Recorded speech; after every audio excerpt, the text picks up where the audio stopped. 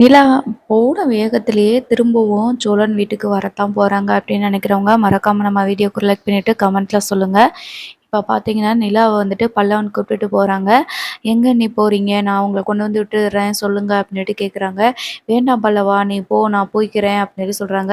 இப்படி பஸ் ஸ்டாண்டில் வந்துட்டு உங்களை நடுத்தெருவில் விட்டுட்டு நான் எப்படி நீ போவேன், நீங்கள் எங்கே போய் இருப்பீங்க, திடீர்னு இப்படி வீட்டை விட்டு கிளம்பிட்டீங்க, சோழன் மேலே உங்களுக்கு கோவம் இருக்கும் எனக்கு நல்லாவே புரியுது.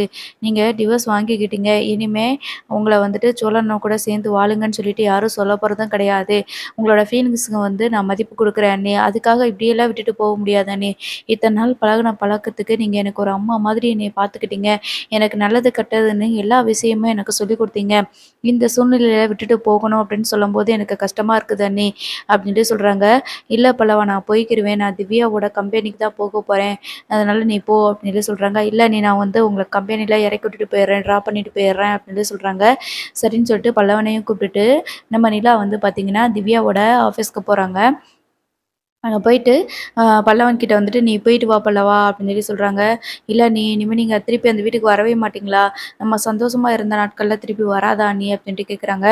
பல்லவா நீ முதல்ல வீட்டுக்கு போ, மற்றதெல்லாம் அப்புறம் பேசிக்கலாம் நீ போ அப்படின்னு சொல்லிட்டு நிலா வந்து சொல்லவுமே பல்லவன் வந்துட்டு வேறு எதுவுமே பேசாமல் அங்கேருந்து கிளம்பி வந்துடுறாங்க. அப்போ திவ்யா கிட்ட போயிட்டு நான் ஆஃபீஸில் தங்கிக்கிறேன் அப்படின்னு சொல்கிறாங்க. என்ன நிலா ஏதாவது வீட்டில் சண்டையா அப்படின்ட்டு கேட்குறாங்க. எதுவுமே என்கிட்ட கேட்காத நிலா, கேட்காத திவ்யா, நான் இங்கே தங்கிக்கிறேன் கொஞ்ச நாளைக்கு மட்டும், இன்னும் ஒரு 2 ஆர் 3 டேஸில் வந்துட்டு நான் ஏதாவது நல்ல பிஜி கிடைக்குமான்னு பார்த்துக்கிறேன், அதுக்கப்புறம் நான் மாறிடுறேன் அப்படின்னு சொல்கிறாங்க. நீ எத்தனை நாள் வேணாலும் இருந்துக்கோ நிலா, இதில் என்ன இருக்குது அப்படின்னு சொல்கிறாங்க. இல்லை என்னதான் இருந்தாலும் இது நம்ம ஒர்க் பண்ணுற பிளேஸ் இல்லையா அப்படின்னு சொல்கிறாங்க. பரவாயில்ல, நான் உனக்கும் நான் ஏதாவது கண்டிப்பாக ஒரு ரூம் பார்க்குறேன், பிஜி பார்க்குறேன் சரியா, நீ வந்துட்டு என்னோட பிஜிலேயே வந்து தங்கிக்கலாம் தான். ஆனால் ஏற்கனவே நீ வந்துட்டு திருப்பி போனதுனால 2 டேஸ் கூட ஸ்டே பண்ணாமல் திருப்பி போனதுனால மறுபடியும் சேர்த்துக்குருவாங்களா என்னன்னு தெரியல.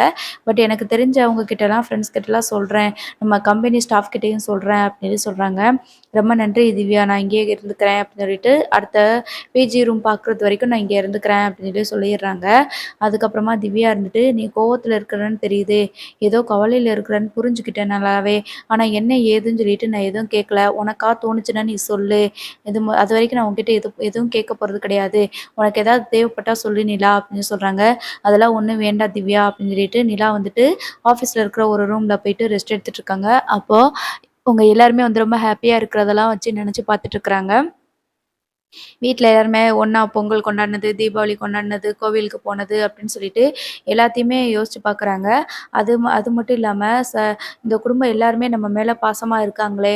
சோழன் வேணா பொய் சொல்லியிருக்கலாம். ஆனா, அந்த குடும்பம் நம்ம மேல உண்மையா தானே இருக்குது, பாசமா தானே இருக்குது அப்படின்னு சொல்லிட்டு ஒரு பக்கம் நினைக்கிறாங்க.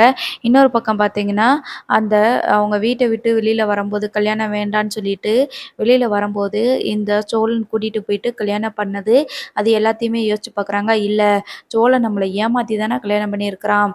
அது உண்மையிலேயே வந்துட்டு நாங்க லவ் பண்ணி தான் கல்யாணம் பண்ண போறோம்ன்னு சொல்லிட்டு, அங்க ஸ்டேஷன் சொல்லிட்டு நம்மள ஏமாத்தியிருக்கிறான் அப்படின்னு சொல்லிட்டு ஒரு பக்கம் சோழன் மேல கோவத்துல இருக்கிறாங்க. இல்ல வேண்டாம், நம்ம இனிமே அங்க போகவே கூடாது. அப்படியே இருந்தாலும் கூட மறுபடியும் நம்ம அந்த வீட்டுக்கு போறதுக்கு எந்த ரைட்ஸுமே கிடையாது. நமக்கு தான் இப்போ விவாகரத்து ஆயிடுச்சுல அப்படின்ற மாதிரி ஒரு பக்கம் யோசிச்சுட்டு அப்படியே வருத்தப்பட்டுட்டு இருக்கிறாங்க. அன்னைக்கு டே ஃபுல்லாவே அப்படியே போயிருது. சோழன் வந்து பார்த்தீங்கன்னா, இத நினைச்சு ரொம்பவே ஃபீல் பண்ணி வருத்தப்பட்டு அழுதுட்டு இருக்கிறாங்க. பாண்டி கிட்ட வந்துட்டு போதுமாடா, நீங்க எல்லாருமே ஆசைப்பட்டீங்கல்ல, எங்களுக்கு எல்லாருக்கும் பிரேக்கப் ஆயிடுச்சு, நீ மட்டும் சந்தோஷமா லவ் பண்ணிட்டு திரியிறியா அப்படின்ட்டு கேட்டீங்கல்ல, இப்போ எனக்கு பிரேக்கப் ஆயிடுச்சு உங்களுக்கு சந்தோஷமா அப்படின்னு சொல்லிட்டு சோழன் வந்து கத்திட்டு அவரோட ரூம்குள்ள போயிட்டு அவருமே வந்துட்டு எப்படிலாம் நிலா கூட ஹாப்பியா இருந்தது அந்த இதெல்லாம் வந்துட்டு யோசிச்சு பார்க்குறாங்க. ரொம்ப சந்தோஷமா இருந்த தருணங்கள் எல்லாத்தையும் யோசிச்சு பார்த்து ரொம்பவே அழுதுட்டு இருக்கிறாரு.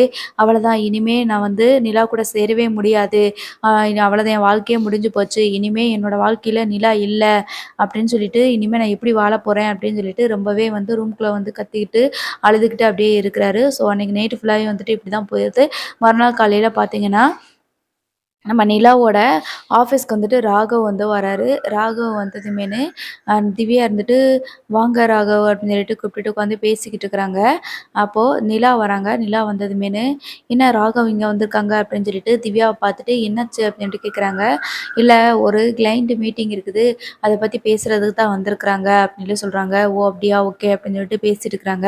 அப்போ ராகவ் இருந்துக்கிட்டு நிலா கிட்ட, "என்ன நிலா நல்லா இருக்கியா?" அப்படின்னு சொல்லிட்டு கேட்குறாங்க. நல்லா இருக்கிறேன். நீங்க எப்படி இருக்கீங்க ராகவ் அப்படின்னு கேட்குறாங்க. நான் நல்லா இருக்கிறேன் அப்படின்னு சொல்லிட்டு பேசிட்டு இருக்கிறாங்க. புதுசாக சில ஆர்டர்ஸ்லாம் கம்ப்ளீட் பண்ணியிருக்கீங்க போல இருக்குது.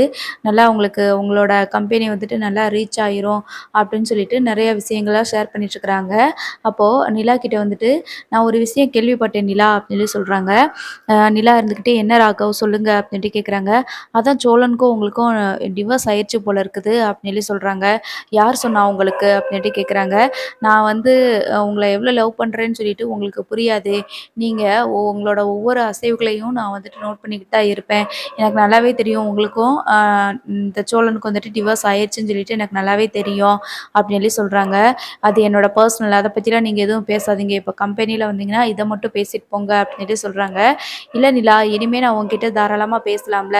இனிமேலாவது என்னோட காதலை நீ ஏற்றுக்குருவியா? அப்போ தான் வந்து எதுவும் சொல்ல முடியாது. ஆனால் இப்போ நீ என்னை புரிஞ்சுக்கிருவேன்னு நினைக்கிறேன். ஒன்றும் பிரச்சனை இல்லை. இப்போ தான் நீ வந்து ஒரு கசப்பான ஒரு அனுபவத்திலேருந்து ஒரு லைஃப்லேருந்து மீண்டு வந்திருக்கிற. இனிமே வந்து நம்ம நீ நினச்ச மாதிரி சக்ஸஸ்ஃபுல்லாக இந்த கம்பெனியை வந்துட்டு நல்லபடியாக நீ ரன் பண்ணுவ. நிறைய ஆர்டர்ஸ் உனக்கு வரும். முதல்ல இவ்வளோ பெரிய ஆர்டரை நான் உனக்காக தான் கொண்டு வந்து கொடுத்துருக்குறேன். ஏற்கனவே நீ வந்து சக்ஸஸ்ஃபுல்லாக முடிச்சு கொடுத்துட்ட. அதே மாதிரியே இந்த ஆர்டரையும் நீ எனக்கு கம்ப்ளீட் பண்ணி தருவேன்னு எனக்கு தெரியும். அது மூலமாக உன்னோட கம்பெனி வந்துட்டு இன்னுமே நல்லா டெவலப் ஆகும். நீ நினச்ச மாதிரியே வந்து உன்னோட கனவு வந்து நீ அடைஞ்சிடலாம் அப்படின்னு சொல்லி சொல்லுவாங்க. நிலா இருந்துட்டு எதுவுமே பேசாமல் அப்படியே அமைதியாகவே இருப்பாங்க. ஒன்றும் பிரச்சனை இல்லை நிலா, நீ நல்லா டைம் எடுத்துக்கோ. என்னைக்குனாலும் கண்டிப்பாக உனக்கு வந்து என்னைய பிடிக்கும் அப்படின்னு சொல்லிட்டு அங்கேருந்து கிளம்புவாங்க. இப்போவே எனக்கு நல்லாவே புரியுது ஒன்று மட்டும், உனக்கு சோழன் மேலே எந்த ஒரு லவ்வுமே இல்லை, எந்த ஒரு அன்பும் இல்லைங்கிறத நான் நல்லாவே புரிஞ்சுக்கிட்டேன் அப்படின்னு சொல்லிட்டு அங்கேருந்து கிளம்பி வெளியில் வராங்க. சொல்லி வெளியில் வந்து பார்த்தாங்க அப்படின்னா அங்கே வந்துட்டு நம்ம சோழன் வந்து உட்காந்துக்கிட்டு இருக்கிறாங்க. காரை வச்சு நின்றுட்டுருக்குறாங்க. அப்போ வந்து சோழன் வந்துட்டு, "என்ன இது ராகவ் எதுக்கு இங்கே போயிட்டு வரான்? இவன் எதுக்கு இங்கே போகிறான் ஆஃபீஸ்க்கு?" அப்படின்னு சொல்லிட்டு அப்படியே பார்த்துக்கிட்டு இருக்கிறாங்க. அந்த நேரம் ராகவ் வந்துட்டு ரொம்ப கூலாக வெளியில் வராரு. சோழனை பார்த்ததுமே, "என்ன இந்த பக்கம்?" அப்படின்னு சொல்லிட்டு கேட்குறாங்க. அதை நான் கேட்கணும். "நிலாவோட கம்பெனியில் உனக்கு என்ன வேலை?" அப்படின்னு சொல்லிட்டு ராகவை பார்த்து சோழன் வந்து கேட்குறாங்க. "என்னது நிலாவோட கம்பெனியில்? எங்களுக்குள்ள 1000 விஷயங்கள் இருக்கும். நாங்கள் வந்து ப்ராஜெக்ட் சேர்ந்து பண்ணுவோம். எங்களோட வேலை விஷயமா நான் பார்க்க வந்திருப்பேன். இல்லைன்னா என்னோட லவ்வை டெவலப் பண்ணுறத பற்றி நாங்கள் பேச வந்திருப்போம். இதெல்லாம் கேட்குறதுக்கு நீ யாரு?" அப்படின்னு சொல்லிட்டு ராகவ் வந்து கேட்பாங்க. உடனே நம்ம சோழன் வந்துட்டு, "யார்கிட்ட என்ன பேசுகிறேன்னு புரியுதா? நிலா வந்து என்னோட ஒய்ஃபு" அப்படின்னு சொல்கிறாங்க. "நிலா வந்து உன்னோட ஒய்ஃப் தான். இது நேற்று வரைக்கும். இனிமே வந்து நீ என்னை எதுவும் சொல்ல முடியாது. அதே மாதிரி நிலாவ நீ என்னமோ நான் போலீஸில் கேஸ் கொடுத்துருவேன் அப்படி இப்படின்னு சொன்னியே, இனிமே அப்படி பண்ணவும் முடியாது. ஏன்னா நிலாவுக்கும் உனக்கு டிவோர்ஸ் ஆயிருச்சு. நான் என்ன வேணாலும் பண்ணலாம். இனிமே நீ கேட்கவும் முடியாது" அப்படின்னு சொல்லி சொல்கிறாங்க. உடனே சோழனுக்கு வந்து கோவம் வருது. இந்த ராகவோட கன்னத்தில் பலாரும் ஒரு அறையை விட்டுட்டு, "என்ன நினச்சிக்கிட்டு இருக்கிற? எங்களுக்கு டிவோர்ஸுங்கிறது வெறும் பேப்பர் தான். ஆனால் இன்னமும் சொல்கிறேன், நிலா மனசில் நான் தான் இருக்கிறேன். என் மனசில் நிலா தான் இருக்கிறா" அப்படின்னு சொல்லி சொல்லுவாங்க. இது சும்மா வெளியில் கேட்குறதுக்கு வேணால் நல்லாயிருக்கும். ஆனால் கண்டிப்பாக நிலாவை கல்யாணம் பண்ணி அவ கூட சந்தோஷமாக வாழ போகிறது நான் தான். நீ கூடிய சீக்கிரம் அதை பார்க்க தான் போகிற. நிலாவோட மனசில் நான் இடம் பிடிக்கிறேன் அப்படின்னு சொல்லிட்டு ராகவ் சொல்கிறாங்க. மறுபடியும் நம்ம சோழனுக்கு பயங்கரமான கோவம் வருது. பார்ப்போம் அடுத்து என்ன நடக்குதுன்னு.